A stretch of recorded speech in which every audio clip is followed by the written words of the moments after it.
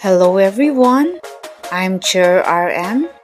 Before we proceed to our new lesson, do not forget to subscribe, like, and click the notification bell. Thank you so much. Our lesson for today's video is solving problems involving quadratic equations. But before that, let us review the following. Before we have our problem solving about quadratic equation, let us take a look to the following statement. So we have this is means equal. Then we have consecutive numbers. Kung meron tayong ganito, the first number is x, and then the second number is x plus 1. Then if we have 4 more than or 4 longer than, sometimes 4 increased, so we have x plus 4. And then we have 2 less than or 2 smaller than. Sometimes we have 2 diminished by, so we have x minus 2. Then another, for twice a number, we have 2x. Then thrice a number, we have 3x. Minsan, 4 times a number, so we have 4x, 5 times a number, 5x, etc., etc. Okay, so now let us have a problem solving. Let us have problem number 1. Example number 1. The product of twice the first and the second consecutive positive integers is 220. Find the two integers.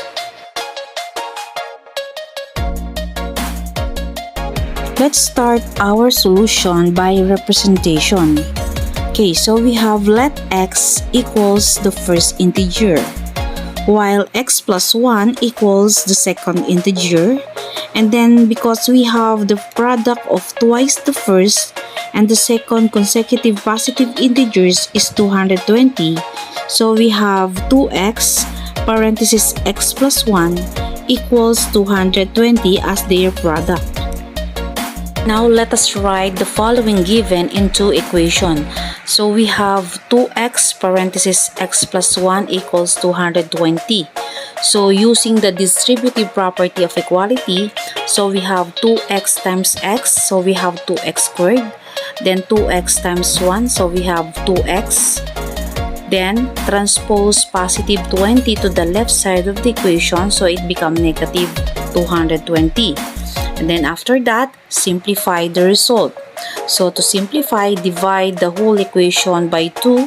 So we have x squared plus x minus 110 equals 0. Then let us solve the quadratic equation using factoring method.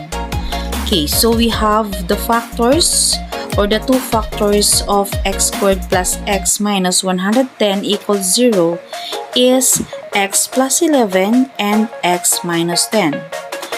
Then we use the zero product property. So we have x plus 11 equals 0 and x minus 10 equals 0. Then we will transpose positive 11 to the right, so it becomes negative 11. While negative 10, transpose it to the right, so it becomes positive 10. So as you can see, we have x equals negative 11. So reject negative 11 because the required integer is positive. So now, the two consecutive integers are 10, and the other one, we use x plus 1, which is the second integer. 10 plus 1 is positive 11. So the final answers are, or the two consecutive integers are 10 and 11. Now, let us have example number 2. The length of a rectangle is 4 times its width. Then, if the width is diminished by 2 meters and the length is increased by 3 meters, the area will be 15 square meters. Find the original dimensions of the rectangle. Okay, when we say the dimension, it is the length and the width of the given rectangle. Okay, for representation, we have let W equals width of the original rectangle. Then 4W equals the length of the original rectangle. Then we have W minus 2 equals the width of the new rectangle because it is diminished by 2 meters. And then for the length of the new rectangle is 4W plus 3 because we have the length is increased by 3 meters. After the representation, let's just write the equation.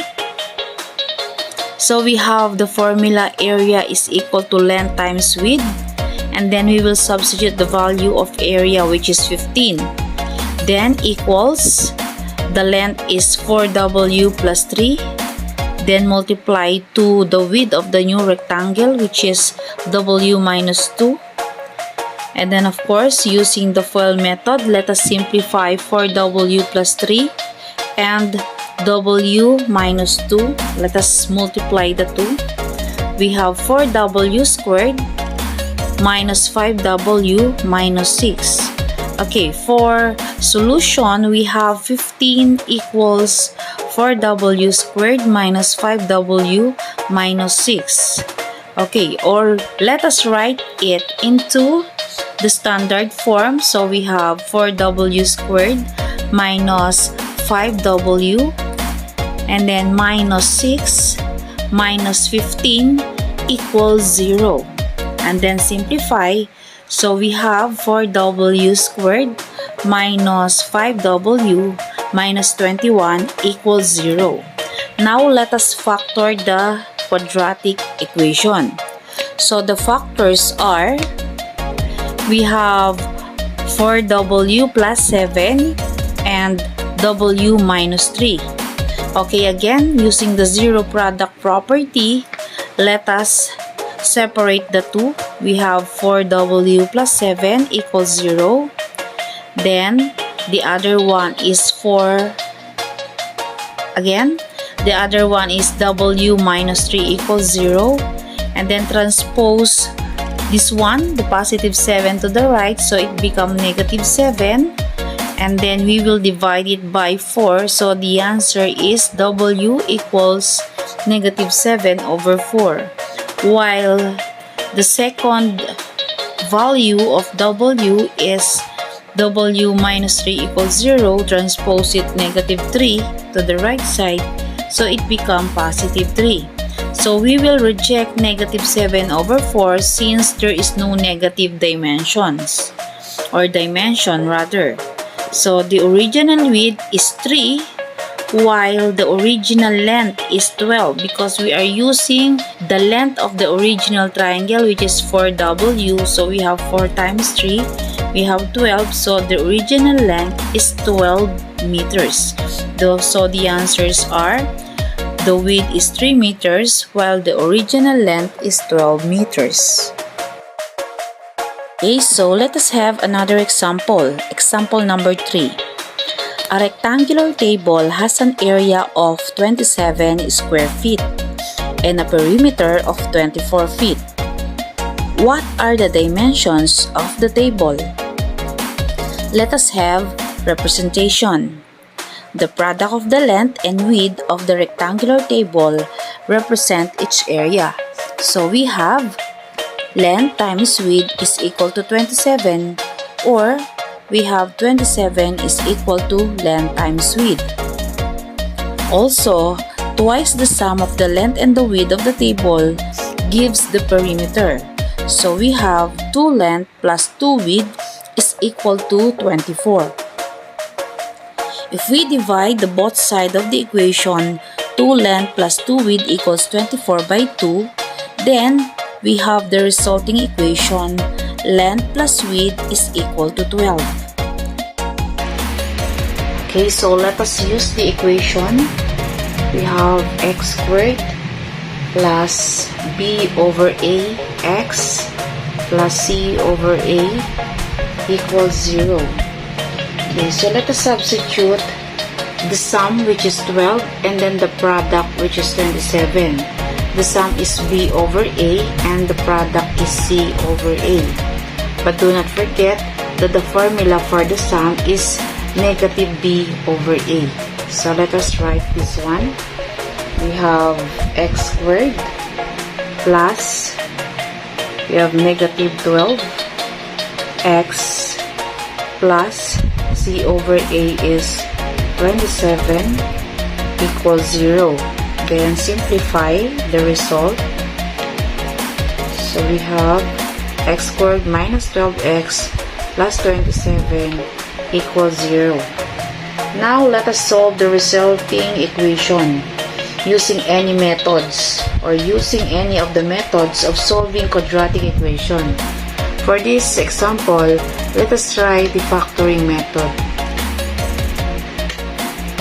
For factoring, we have factor 27 and then the product is 27, then the sum is negative 12. So we have x minus 3, then x minus 9. Then using the zero product property, we will separate the two. And then, okay, then after that, we will transpose negative 3 to the right side as well as negative 9 to the right side. So this one become positive 3 while the other one become positive 9. Okay, so again, we have the answers x equals 3, then x equals